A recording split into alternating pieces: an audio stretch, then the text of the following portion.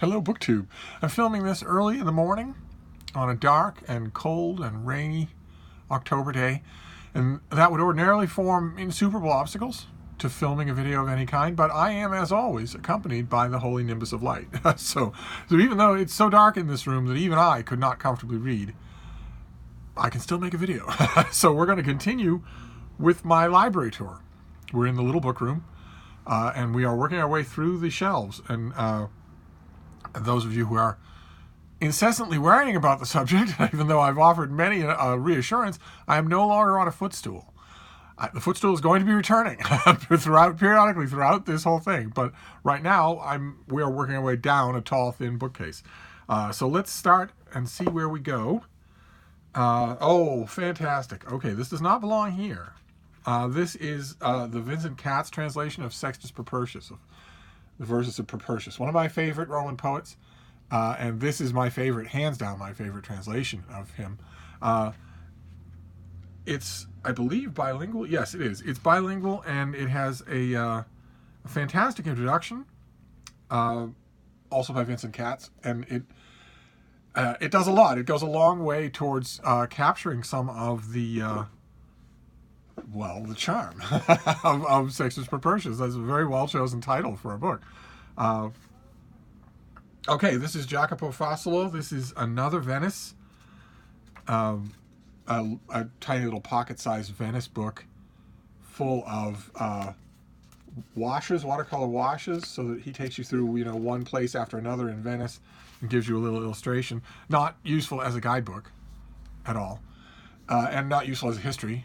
And it's not an architectural study either. It's mainly a keepsake. It's mainly meant to be a keepsake. But I have such a weak spot for books about Venice that I have even this. I didn't have this weak spot when I lived in Venice.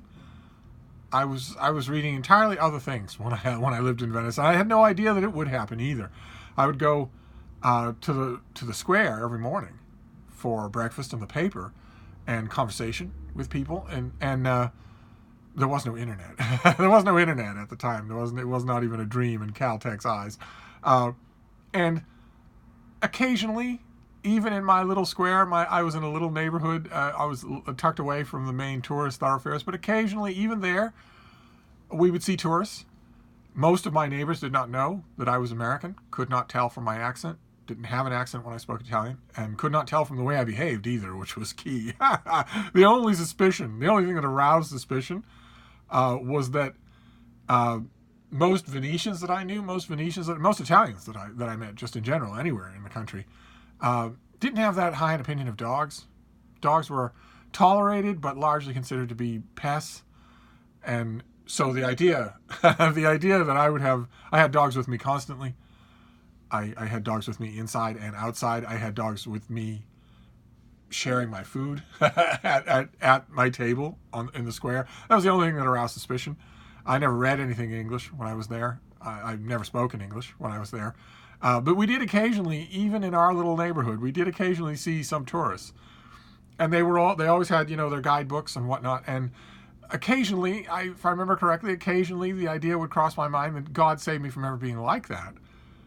So the idea that now, all these years later, I would have so many books on Venice, that would have struck me as a surprise back then.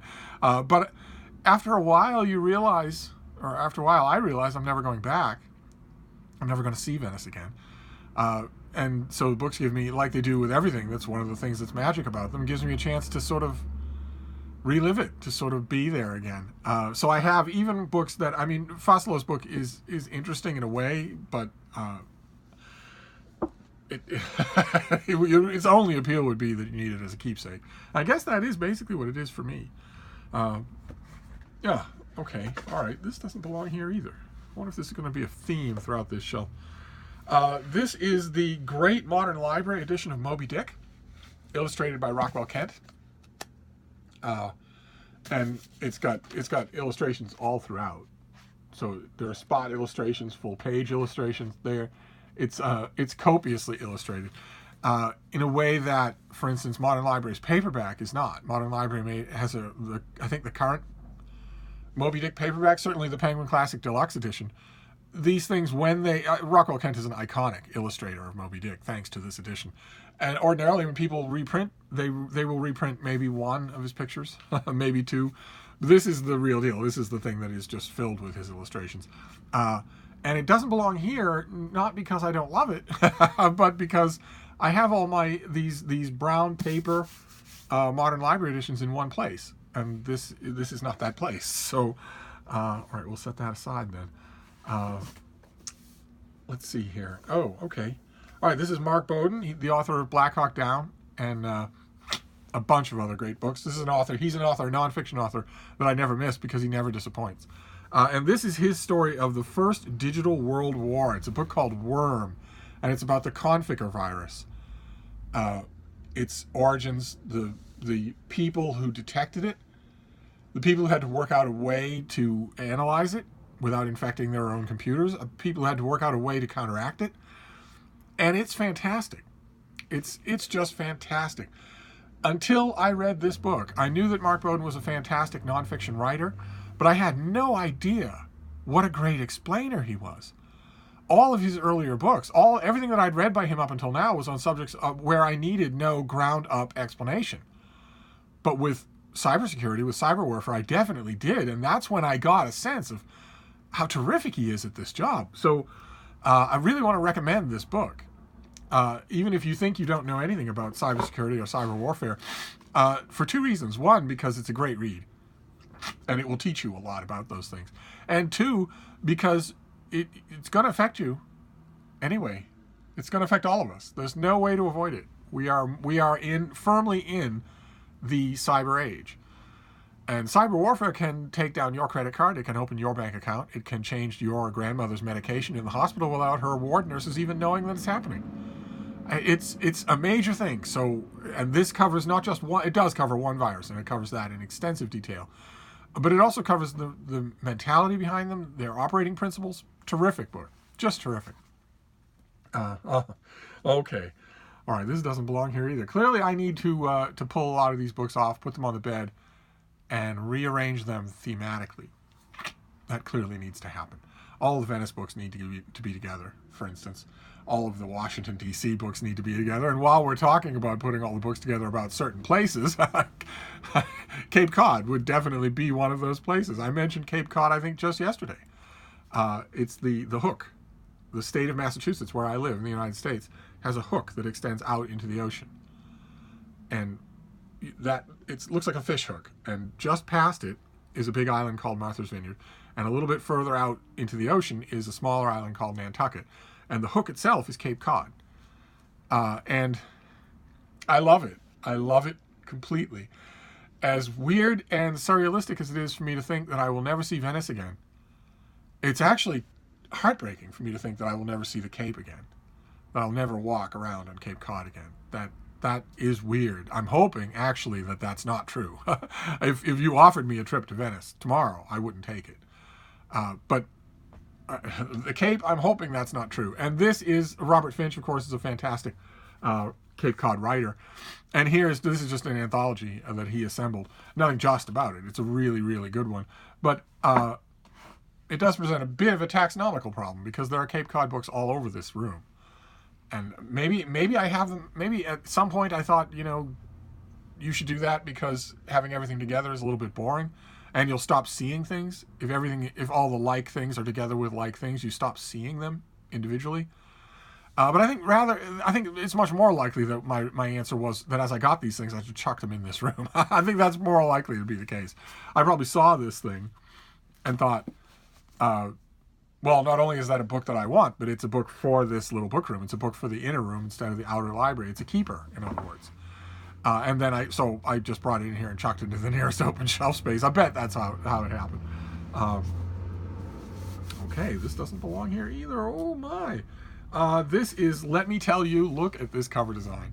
I never stop just oohing and ahhing about this cover design. Look at that. That is just awesome. This is essays, collected letters, bits and pieces, obiter dicta of Shirley Jackson. And there's quite a bit of book writing in here. So this belongs with the book writing that's in this room. There's an enormous amount of book writing in this room. But I was so happy. I got this originally when it came out from the publisher and gave it away. and so then I found a copy, a beautiful hardcover copy.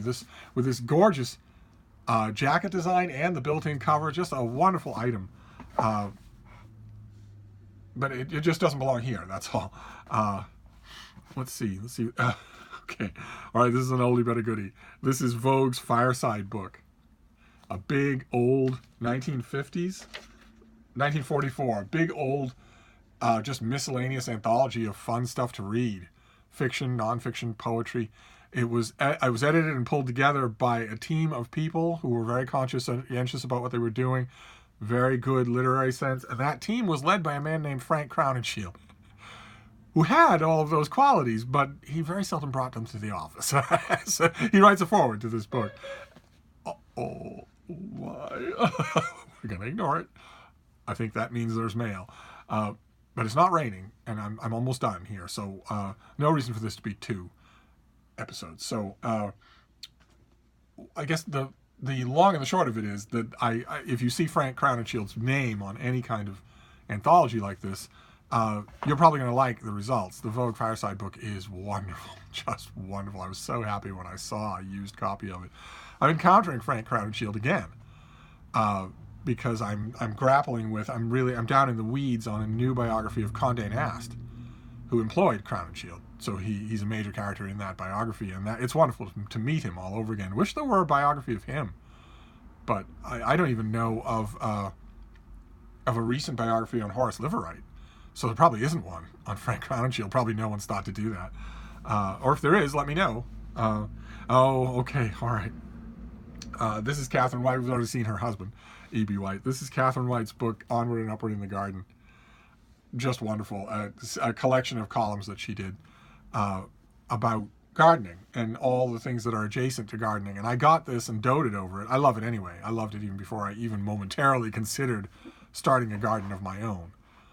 But then once I considered starting a garden of my own, I pulled it down off the shelf and spent many a long hour with it. And you all followed along. You were all wonderful about that. You were giving me all sorts of tips and advice on how to start my garden and what to do. And I took pictures and posted them on Instagram. If you're not following me on Instagram, feel free to do. It's a lot of fun. I love Instagram. Now that I've figured out what goes there and what goes on Twitter and what goes on an email, now that I've figured that out, it's as easy as falling off a log to do. But I put pictures on Instagram of my little garden plot. It's just about an arm's length wide and an arm's length long. It's a tiny little space. I was going to experiment very small. And I haven't completely given up the idea. I really haven't completely given up the idea. It's just, when the time came, all I could think about, I love New Yorker cartoons. I've made that clear on this channel many times. And I especially love Helen Hokum. Helen Hokinson was a great New Yorker cartoonist, and her cartoons always featured these full-figured, Rubenesque, older New York matrons, these with their fluted hats and their high heels and their silly comments. She loved these women, and you love these women when you see her cartoons of them. And there's one New Yorker cartoon of one of Helen Hokinson's women at a counter at a garden shop. And she has a pained expression on her face, and the man behind the counter looks like he's rolling his eyes. And there's an array of seed packets in front of her.